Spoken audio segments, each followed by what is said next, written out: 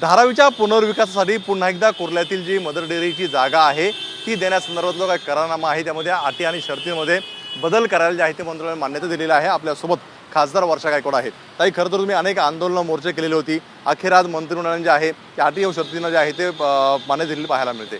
तर आम्ही याच ठिकाणी मोठ्या प्रमाणामध्ये आंदोलन केलं होतं आणि स्थानिक सगळी मंडळी उतरली होती। त्यावेळेला इथले स्थानिक आमदारांनी आणि त्यांनी सांगितलं होतं की मुख्यमंत्री आमच्या पक्षाचे आहेत, मुख्यमंत्र्यांना जाऊन एकनाथ शिंदेला मी निवेदन दिलेलं आणि ह्याला स्थगिती देण्याचं काम होईल।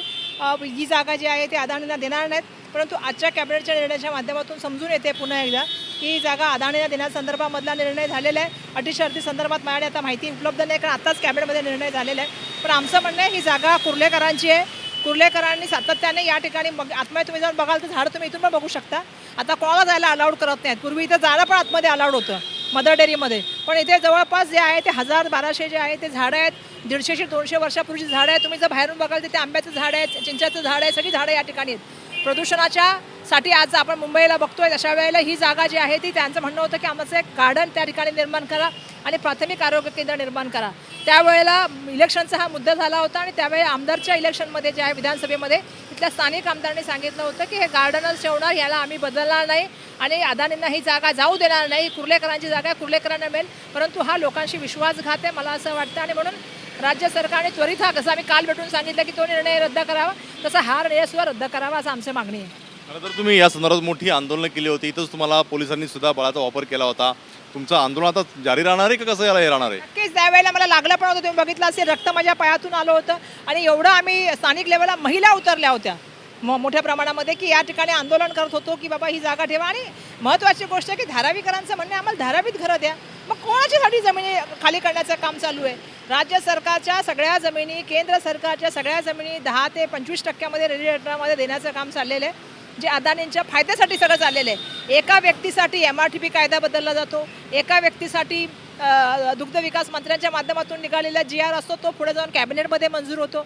एका व्यक्तीला तुम्ही किती फायदे देणार आहात? म्हणजे स्थानिकांचा विरोध असताना फक्त एका व्यक्तीच्या फायद्यासाठी जे आहे ते आपण बघत आहोत। मोठ्या प्रमाणामध्ये जे आहे ती ही सगळी या बाबतीमध्ये सगळ्या गोष्टी घडवल्या जात आहेत आणि त्यासाठी कॅबिनेटचे निर्णय घेतले जात आहेत। हे दुर्दैव आहे खरं तर। DRPचं याच्या बाबतीत म्हणणं काय, श्रीनिवासजीचं म्हणणं काय याच्या बाबतीमध्ये, हे सुद्धा समोर येऊ द्या। त्यांनी विरोध केला जमिनीला देण्या बाबतीमधला आणि एवढ्या कमी किमतीमध्ये देण्याबाबतीतल्या, मग हे कोणासाठी चाललेलं आहे? जेव्हा अधिकाऱ्यांचा विरोध असताना UD डिपार्टमेंटचा विरोध आहे, DRPचा विरोध असतो, तरी पण कॅबिनेटमध्ये जाऊन असे निर्णय घेतले जातात फक्त एका व्यक्तीच्या फायद्यासाठी।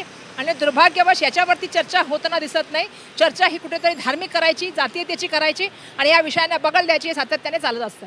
शेवटचा प्रश्न, तुमचा विरोध कसा असणार याला? आम्ही लढाई रस्त्यामध्ये पुन्हा उतरून लढाई लढण्याचं काम करतात। आज जसं माहीत पडलं तसं आम्ही आता कुर्ल्यालाच कार्यक्रमाला होतो जिथे तुम्ही आलात, कुर्ला नेहरू नगरला, तिथल्या लोकांना मी म्हटलं की जे प्रॉमिस तुम्हाला केलं होतं आमदार महोदयाने, तर आमदार महोदय कुठे शोधा? याच ठिकाणी त्यांनी कटआउट लावलं होतं, मागे कटआउट लावलं होतं की बाबा मी मुख्यमंत्र्यांना दिलेलं आहे पत्र एकनाथ शिंदेंना आणि त्या ठिकाणी जे आहे एकनाथ शिंदे साहेबांनी सांगितलेलं आहे की ह्याला स्थगित करण्यात येईल, ही जागा कुर्ल्याकरांची आहे, कुर्ल्याकरांचं ह्याच्यामध्ये जे आहे गार्डनच बनवलं जाईल, अशा तऱ्हेने त्यांनी वचन दिलं होतं। आता ते उत्तर देतील काय झाले म्हणून, पण आम्ही सुरुवातीपासून सांगत होतो की ही योजना ही धारावी पुनर्वसनाच्या नावाखाली जमिनी देण्याचं काम जे चाललं आहे मोठं षडयंत्र आहे।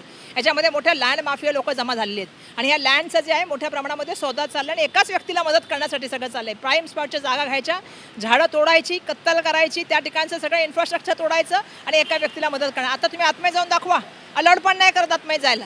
असं काय चाललं आहे मला माहीत नाही। सर्वसामान्य माणसांना तर आत्महत्या करत नाही। त्या दिवशी तर आम्हाला एवढी पोलिसचा फोर्स फटका होता की तुम्ही बघितलं असेल। कळत झालंय सगळं हे अदानीसाठी। अदानीने केलं काय महाराष्ट्रासाठी? मला कळतच नाही की महाराष्ट्र त्यांच्यासाठी एवढा रेड कार्पेट टाकून बसलेला आहे। पाहतो आपण एका व्यक्तीसाठी सगळे सुरू आहे।